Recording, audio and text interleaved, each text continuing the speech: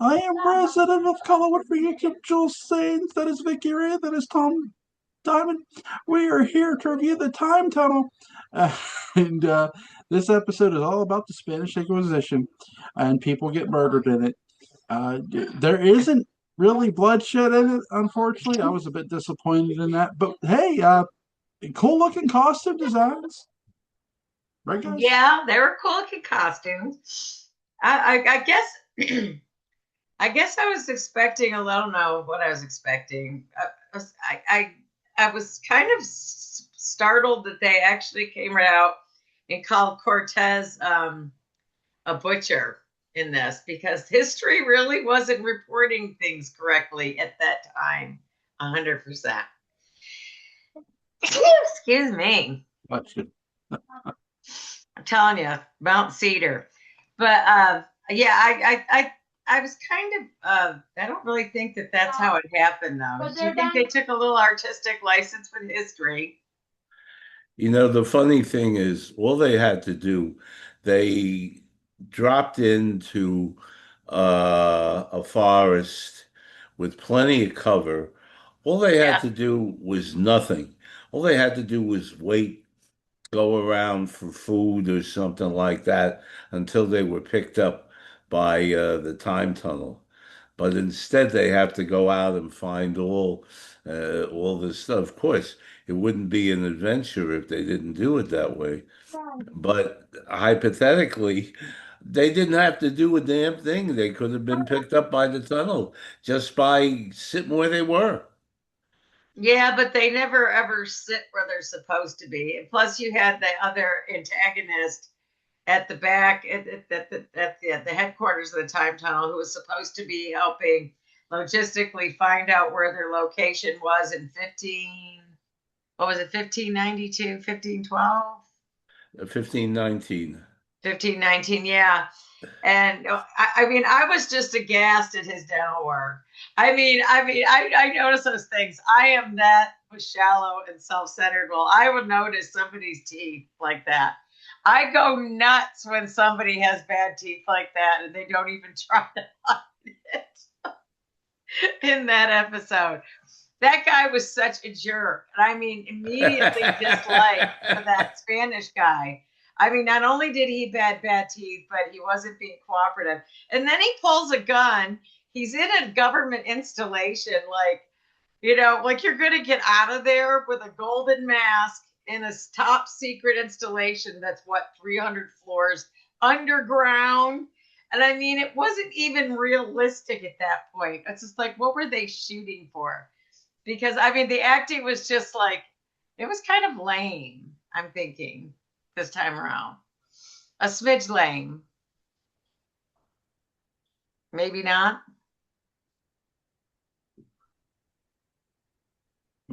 Anybody? Oh, I'm gonna see. Just fixing there it is. I was just fixing my camera. And then you Uh, got Tony being prepared for ritual sacrifice on top of a pyramid temple as part of appeasing the gods before the coming war. I mean, did it's always Tony. did you notice though that this episode, Doug is the one who takes the lead. Mhm. He's the one who's emotional and he runs out and Oh, tries to he's save all, the what, kid. didn't he get all assertive and grow a bunch of hair on his nads this trip?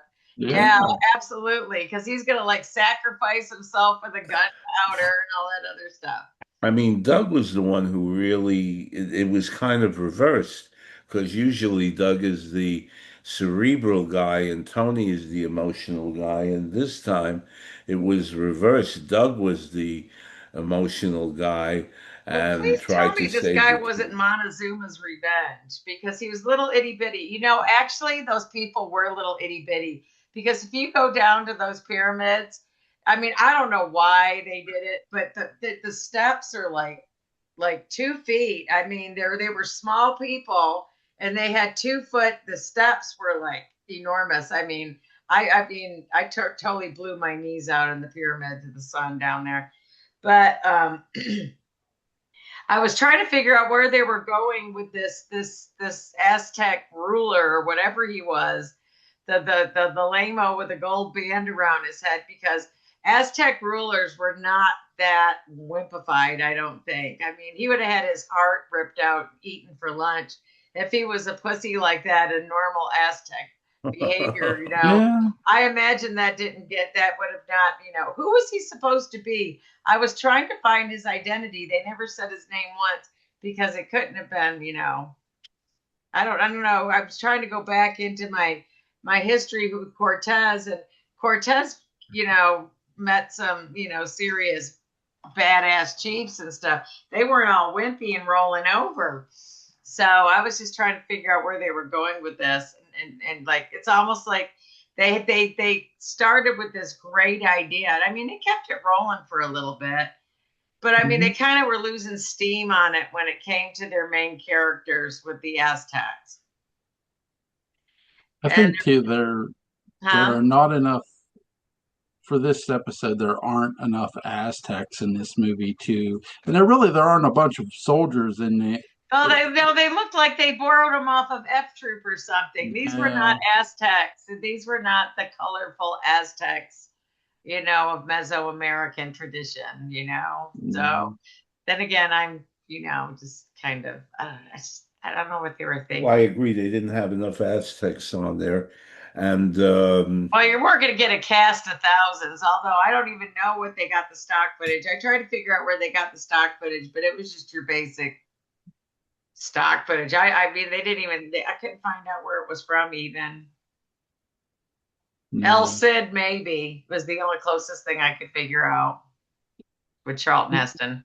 In the previous episode, you see Tony and Doug, uh, you know, go along with history and actually participate in a more heavier way.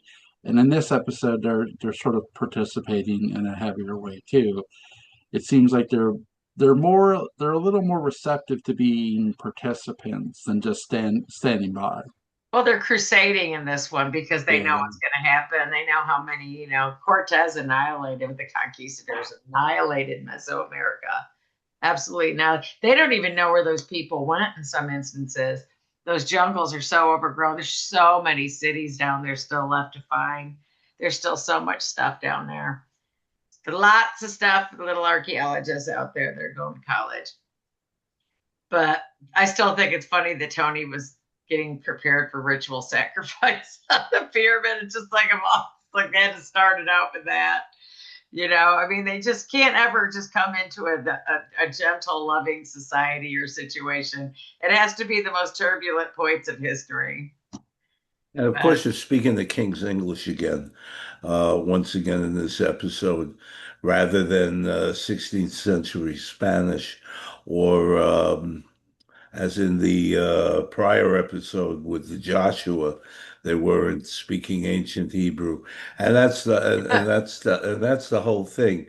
I mean, they well, never I mean, you're figured out. supposed to not think of those things, though. I always tell myself that you're not supposed to think about that. Yeah, It's sort of because like Well, ghost hunters. When they're ghost hunting, everything is in English. Sometimes when you're in different places, it should be in a different language, because there are Mexican ghosts, there are Russian ghosts, there are, I mean, it just cracks me up. Is everybody an English speaking ghost? You know what I'm saying? Just go with it, sort of like Apocalypto. He in the actually went with it. Or even when he made the I always call it a Jesus snuff film, when Mel Gibson made the Passion of Christ. He went with the Hebrew. I mean, some people actually will take I kind of like it when people take that dare. I realized through COVID, we were doing our podcast in COVID, that I really hated movies that I had to read, in different languages. But I mean, when COVID hit, I mean, I started watching all those movies, like, the Indonesian horror and a lot of J horror. And it's just like, wow, this is all such good shit. Why wasn't I watching any of this before? So I mean, you just limit yourself. Like, I don't want to read this movie. I think once you get older and more seasoned, that's when you watch these kind of movies. Because I would have never sat and watched a movie where I had to read the subtitles. But I mean, not that they could have done that, but I mean, you just take it for granted you're going to be able to to communicate with these people when they're traveling in all these time places, because these are all different cultures. I mean, not everybody's going to speak your language, so you're correct. Yeah. That's very true. Well, that's true because when you look at a movie, one of my favorite noir movies of all time is The Third Man, and when you're sort of living it through Holly Martin's eyes, when they're speaking a different language, you notice in that movie there's no subtitles because, in a sense, you're Holly Martin. You shouldn't understand what they're saying. Right. So, Yeah, yeah, that's true. Every once in I a think while, this episode concerned making this young kid a chief, and Tony bonded with him and was giving him was I don't know where he got the advice that he did, but Tony was acting like his psychologist, and I think there was another episode where. Um, I think there was another episode, maybe it's to come, where they do where they do a similar thing, and I think it's in one of the episodes coming up, where they do a similar thing with a kid that wants to be a man in a war, and um, I don't want to get into the specifics of that, but they. They seem to use that as a plot device to establish bonding between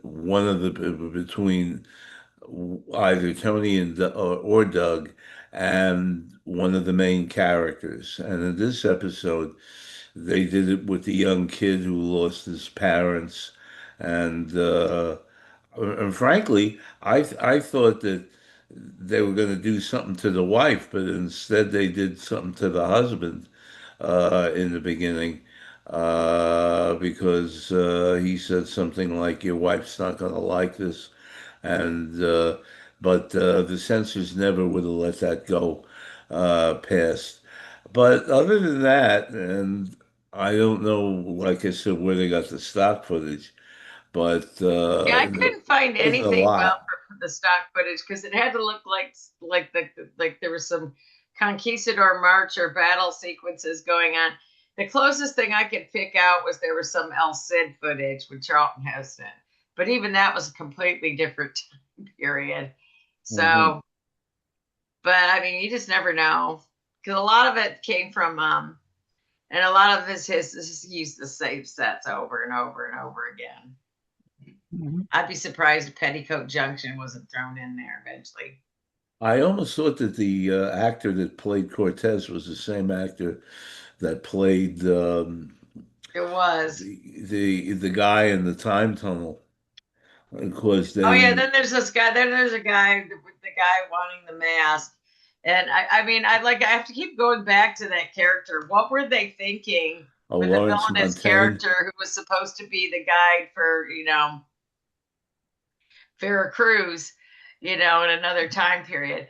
I mean, what was he? He just decided to just hold everybody, up, with the gun, and he was gonna. What was he gonna do? Was he gonna walk out of that installation with that gold mask? I'm still trying to understand that point, that part of the of the script. That's It's a just like, good what point. was his purpose? Okay.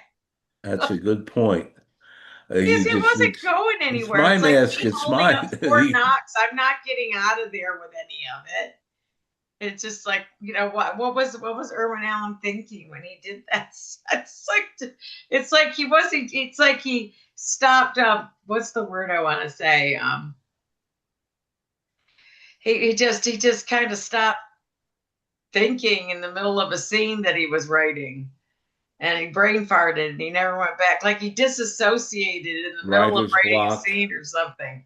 writer's block. Well, That I might, mean, he put it on, he put it in there, but I mean, it yeah. didn't make any sense. I mean, but I guess they had to liven up the time tunnel and because everybody needs a little adventure in the control room because you can only pull those knobs so many times, and then you got the guy who goes, I don't think we're gonna get him in time, Mr. Gloom and Doom there next to Lee Merriweather. What's that guy's name? I mean, it's just like everybody's fucked with that guy. I mean, I there's just almost thought they no were good related. scenario with that dude. I almost thought they were related because the guy who played Cortez and the guy who played the guy in the tunnel, They uh, look familiar. yeah, they did. And you don't want to say, oh, they all look alike, which is ridiculous. But They but they say did that look about the familiar. I wouldn't Italians. be surprised if there was some kind of relationship there. But I did like the guy that played Cortez. I thought that he was very uh, He he was a took the short, cocky little fucker, didn't you think so? I thought he was really short and cocky. he thought he I found him was. rather, he was a very good actor, but he was rather irritating. Well, Well, he was too short to be beaten. I mean, bullies are always short. Do you ever notice that? they were all short back then. That's true. They were. I keep forgetting because when you go to historical places and the That's door right. jams are like right there. That's right. That's right. So the whole episode, uh, and quite frankly, this thing with potassium nitrate, uh, to Yeah. make the explosive, a little more powerful. Uh, it's a good thing they had gunpowder, period. Uh, I, uh, I didn't see what the I don't think they'd be picking up those barrels. That shit's a little heavier than that, though. They were just picking those barrels up like they weighed like half a pound. It's like, no. probably, probably, but it was just a lot of it was a lot of artificial flowers, and they must have used the whole set. Oh, one thing I was going to mention was the cave, where the whatchamacallit, where the The mask. mask was. The cave where the mask was, I swear that that's been used in at least two or three other Yeah, it shows. was. I figured. Uh, I know it was used in the Twilight Zone with the guy who became the guy who became Japanese. He Yeah. and so forth, Mako, yeah. and uh, and even Star Trek. Lawrence Montaigne, who played the um, the assistant to the Capitan General, was Stan on Star Trek on Muck Time. He was T'Pring's boyfriend. So Lawrence Montaigne did a lot of time tunnel, and the episode I thought was. I mean, what are you going to do with something like that? The It's main meant to thing. entertain. It's not meant to be a biblical epic. I mean, I always pick shit apart. It's because I'm just anal retentive like that. But I mean, when he popped it on Wednesday night or Friday night, it was entertaining. Jewel, what did you think of the episode? I gave it a solid 8. I love the action. Now, I'm gonna tell you the Billy the Kid episode. I'm gonna throw him under the bus hard. But we'll get there. We'll get there For the what one? for the next the Billy the Kid episode, the next one. Oh, the Billy the Billy Kid one? the Kid, I liked. I'm throwing him under the You're bus gonna throw it. I haven't heard you throw anything under the bus for yet, so this should be accuracy. interesting. For accuracy. Oh well, yeah, they shit the bed on that one. They're gonna hear it from me. I learned about Lincoln, Billy. Nebraska. It's just like, what were they? What?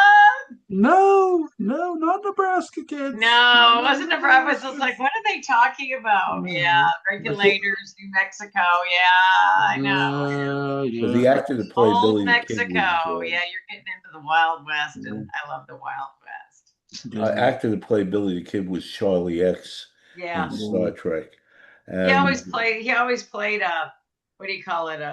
He always played like somebody who always had mental problems in any part But he he was had. good. He always played a mentally defunct human being. Yes, yes. No, but I enjoyed Billy. Billy the Kid, I thought was much tighter. This was basically make the kid a chief and Yeah, do what you got to do Yeah, to make yeah, the kid a chief. basically. yeah. And everything revolved around that. And the father had no lines, That's very few true. lines. Well, did you The see mother the woman in the screamed. beginning? They were going to torture her husband to get her to Yes. talk. I mean, someone just needed to just friggin' just see to put a friggin' mirror under the actress's nose to see if she was alive. They have her tied to a tree. She's virtually showing no emotion. And then they're supposed to, I guess they're going to go burn her husband's eyes out. And he doesn't, he doesn't even struggle. I mean, it's just like, what the fuck? It's like, I don't know. I don't know what to tell you. I would give this episode. I'll give it an 8. I was going to say eight, 8.5, There you go. because there was. I guess I got too used to Doug being the logical one and Tony being the emotional one. Right, I don't think it clicked the other way around. But it was, but it was very obvious that the episode was unidimensional. I don't think it was a multi-dimensional episode like the one where Tony was looking for his father in World War right. II, and that was probably one of the best ones. That, of course, in the first episode with the Titanic. Um, but I would give it an 8.5. What about you, Jewel? Give it an 8. We give it I an 8. get an You 8. give it an 8. Yep, an Uh, 8. I'm not uh, giving the next episode an 8. Anyway, but uh, I think okay. I think they could have they could have spent some they could have spent some more money in the budget, but they probably didn't have it in the budget. They had more trees than they had soldiers. God, they had a shit ton of trees in this one. Golly, and they Yeah, pulled out all the stops for the trees. It was like watching, that episode with Vic Morrow and Combat? yeah, yeah. I was gonna say Twilight Zone. Oh, the one Did where it? he was killed in the Yeah, that's still helicopter this day. crash. That was still an awful. That was awful how that happened. That was terrible. Yeah, But that Landis really, really. it also reminded me of the Star Trek episode The Apple, because you've got all these plants and all these trees and and yeah, Sunday night. exactly. And Yeah. that was a big yawn to this episode. No, Um, I just realized it's Sunday night. It's like God, it's Sunday. Ah, well, that it is. That it is. it was an So uneventful day. It's good when it's uneventful. Always good. What so you I got? think Sorry, what did so you I got? think we've covered. Was there anything else, Jewel, that you wanted Uh, to add? did you have a favorite scene in this one? Did I ever see what? Favorite Favorite scene. scene? Favorite scene. The what I would have scene? to say it's when Doug's saying, "Everybody run! I'm going to torch everybody with the gunpowder." Gunpowder. My favorite scene, the fact that I wish they would have shot the guy who was trying to steal the artifact from the time tunnel. They Oh did. God, he needed shooting Uh, so bad. yeah, And yeah, his acting was horrible. Where did they dig him up? I'm forever going to be annoyed by the fact that he had horrible dental work and he was a bad actor. yeah. Um, did you have a favorite scene, Tom? I liked the guy who played, and he was killed by one of the soldiers. I liked the guy Oh, with he was like a red shirt. I noticed it. It's just like, damn, uh-huh, they got Expendables in this one too. uh-huh, the gray hair with the gray hair, and he was Yeah, helping to the gray protect shirts in this. yeah, and he was helping to protect the kid. And and he kept telling the kid, "You've got to be able to do this." And the kid is like looking at the knife like it's an ant crawling over it, like like they're insects. Uh, and then finally, the kid miraculously uh, becomes a man when he starts fighting them and stuff like that. And is that the message that they wanted to give out? You become a man when you can beat somebody up. Uh, but that was the way things were back then. Uh, Depending which borough you were growing up in. that's for sure. And when they burned the ships, did that actually happen? Did Yes, that's interesting. That's he interesting. did not want to give up the ghost. Yep, burned half of his fleet. Yeah, well, it serves them right for signing on board the ships. That's for Well, sure. because people were going to mutiny. Yeah, exactly. And he wanted to make sure No that one could nobody leave. survived. He wanted to make yeah, I can understand that. So I'm all talked out on this episode, Vicky. Yep, I'm good. Jewel, I'm good. I'm good. He's just Um, waiting to do that next one now. the Billy the Kid episode is good, and I look forward to that because I think it was better acting. I think it was tighter acting. Good Uh, acting, but just inaccuracy. Artistic license up the Yeah, wazoo. yeah, yeah. yeah, yeah, probably, but it's the acting that really gets you going, and It's that's crazy something. because there it reminds me of some of the because part of the episode reminds me of some of the early inaccurate Billy the Kid movies, but then later on we get more accurate versions. But we'll talk about it here in like a couple weeks. But Will. yes. Um, I might go on a rant. Um, maybe I got to rant about another movie first. Not the movie I'm doing tonight. That movie's good. Brainstorm's good. Link to the Literary License podcast will be in the description box. Go check out Vickie and Tom. They're both on Facebook. Very very nice people. They're very awesome. First of all, both of you have a happy Thanksgiving. You Stay too, safe. hon. Stay Happy safe. Thanksgiving to all of you. Yep. Happy Yep. Thanksgiving. Happy Thanksgiving to your audience. Happy Thanksgiving, Jewel. Yep. Take care, everybody.